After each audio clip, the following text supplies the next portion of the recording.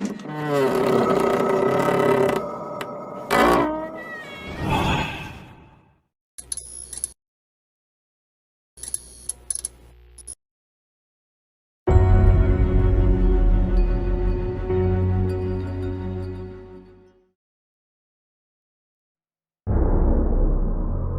flickering gaslight cast an eerie glow on the cobblestone streets of London, its shadows clinging to the hunched figure of Alistair Crowe. In his gloved hands, a leather-bound grimoire pulsed with forbidden knowledge, its pages whispering promises of power beyond mortal comprehension. Alistair, consumed by a gnawing ambition to resurrect his deceased wife, Amelia, had delved into the darkest corners of black magic, drawn by the alluring melody of resurrection spells. The ritual, etched in spidery ink within the grimoire, demanded a chilling sacrifice, the life essence of a creature of pure innocence. Under the cold gaze of a gibbous moon, Alistair found himself in a moonlit clearing, where a small, white rabbit grazed, oblivious to the fate awaiting it. With a trembling hand, he chanted the arcane syllables, his voice rasping against the night air. The air crackled, shadows dancing like restless spirits as the rabbit bleated in panicked protest. A crimson blade, consecrated in unholy rituals, glinted in Alistair's other hand. As the blade pierced the rabbit's fur, a shriek, both animal and unearthly, ripped through the night. The clearing pulsed with a malevolent energy, tendrils of darkness wrapping around Alistair like living chains. In a flash of bone-chilling light, the rabbit evaporated, its life force stolen and woven into the fabric of the spell. Exhausted, Alistair stumbled back, his heart hammering against his ribs. But a cold emptiness gnawed at him, a chilling echo of the stolen innocence. He returned home, Amelia's lifeless form in his arms, and with a final, desperate incantation, poured the stolen life essence into her. Amelia's eyes fluttered open, a dull grey replacing their once vibrant blue. She spoke, her voice a hollow echo, devoid of joy or warmth. A living corpse, reanimated by stolen purity, yet trapped in a prison of stolen life. The horror of his creation gnawed at Alistair. His home, once filled with love, became a sepulchre of stolen breath.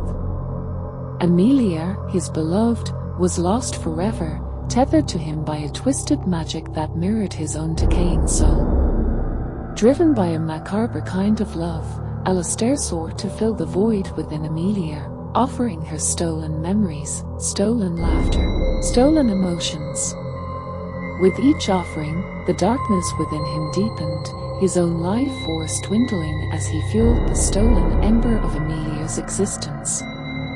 His reflection in the mirror showed a gaunt visage, eyes sunken hollows beneath a crown of prematurely white hair. His skin, once youthful, stretched like parchment over his cheekbones, a map of his descent into the abyss.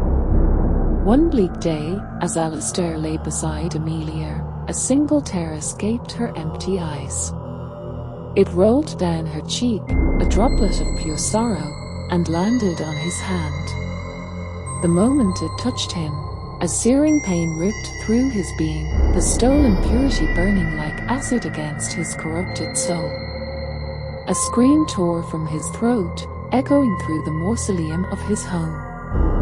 With each agonizing cry, the stolen fragments of life, the stolen memories, the stolen innocence, flowed back into Amelia, a torrent of light pushing back the encroaching darkness. Amelia gasped, her eyes regaining their lost vibrancy, tears streaming down her face. As the stolen life flowed back into her, it ripped apart the fabric of the black magic, leaving nothing but a tattered husk of the grim spell. Alistair, drained and hollow, watched as Amelia's true form re-emerged from the shadow of the stolen one. His heart, heavy with grief and relief, ached with the knowledge that in saving her, he had irrevocably condemned himself. Amelia, realizing the cost of her second life, reached for Alistair, her touch a burning pyre against his decaying flesh. The remaining echoes of stolen innocence, the final embers of his own life force, flowed into her, a final act of atonement for his hubris. With a soft, heartbreaking smile, Amelia turned her back on him, stepping out of the darkened house and into the purifying light of dawn. Alistair, consumed by the darkness he had unleashed, crumbled into dust, a silent victim of the price he had paid for playing God. The grimoire, now inert, lay abandoned on the floor, a stark reminder of the seductive lure of black magic and the horrific consequences of tampering with the delicate balance of life and death. The wind, whispering through the cracked window, seemed to carry a mournful ballad, a testament to the tragedy of a love born of darkness and the bittersweet redemption found in sacrifice.